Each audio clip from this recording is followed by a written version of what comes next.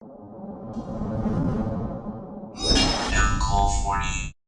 so this is a feature match to show off a relatively interesting deck that my friend Kyle was messing around with, the King of Games down here. So, we're going to be seeing a nice little game between Stevie and Mr. Kyle to see really what's going to happen here. So, we are actually looking at this because it is the world OTK. Remember, this beautiful card gets the broken ability of during your end phase, send 2 monsters to control the graveyard to skip your opponent's next turn, as long as the result of the coin flip was heads, which you can manipulate the coin flip in this deck ever so easily. So True Draco is doing True Draco things across the table here, and as you can see, card demise is very good.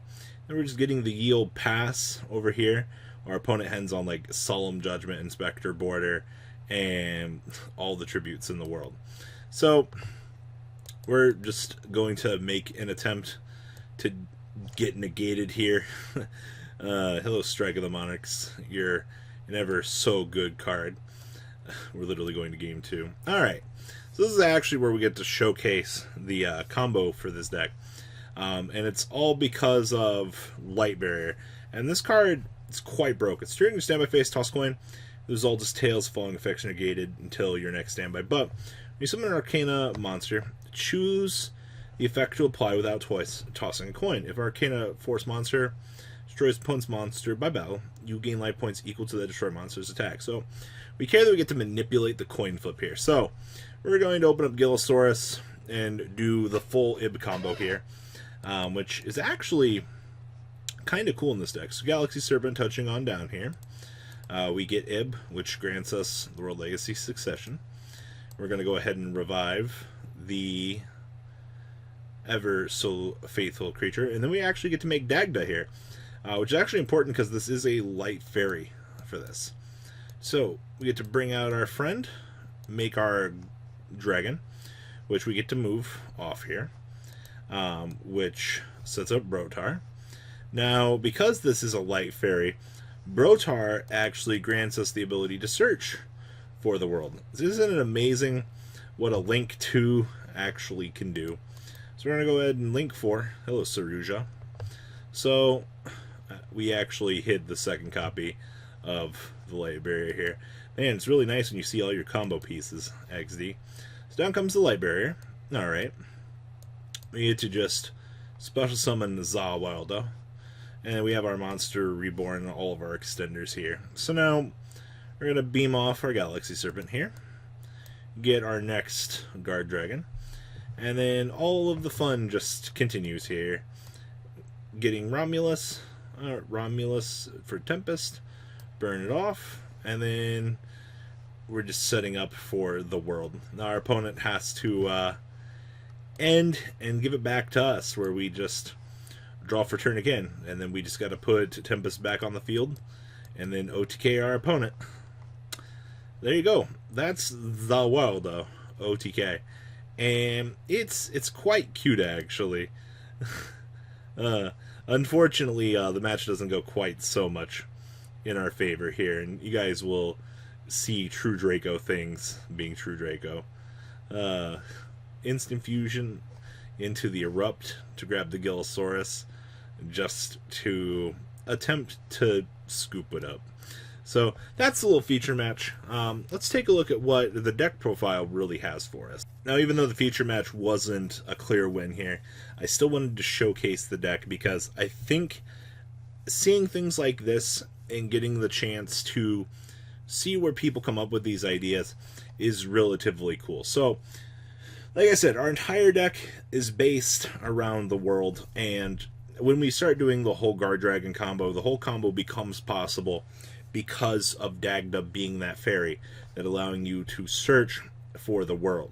And you should have no problem being able to tutor and see this. Now, I understand your consistency issues might come in with not being able to get all the draw power in the world to get to your field spell because it is a multi-card combo, but that shouldn't hinder you from wanting to try out the deck and be like, oh, that's actually really cool. So, one copy of Arcana Force Zawildo. We have one copy of Carmageddon because the whole Ib combo revolves around this. One copy of Chaos Dragon Lavenir. It's just a one-of. Being able to rip something from your opponent or rip apart a field from when you're going second. It does come up a little bit more than I want it to, honestly, but you kind of have to approach this. Triple copies of Draconet because this is our combo starter. Literally one of. Plow through, do what you're going to do. One copy of Gillosaurus. Gillosaurus acts a combo extender in this deck. I mean, you literally play so many copies because literally Fossil Digs tutor into the Gillosaurus for what you need. We have one copy of Brotar because tutoring for our combo is everything that we want to do in life.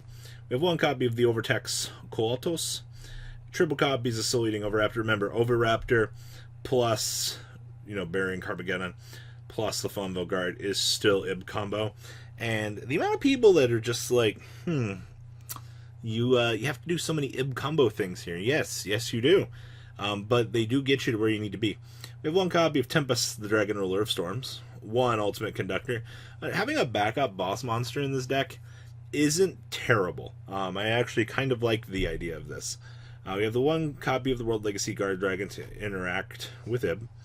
And then we have our two vanillas, the one Flambeau Guard and the one Galaxy Serpent. Now, spells. We have triple Called by the Grave. I say this every time we look at Called by the Grave. This is one of those cards that you need for this deck because, unfortunately, you get hand trapped. You're kind of dead in the water with this deck.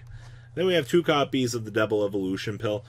Getting access to Conductor or Overtex if your combo actually fails isn't a terrible idea. I actually kind of like the inclusion of at least two of these. We have one copy of Dragon Ravine because burying our Tempest is good. Triple copies of Fossil Dig because literally extra one card combos is great.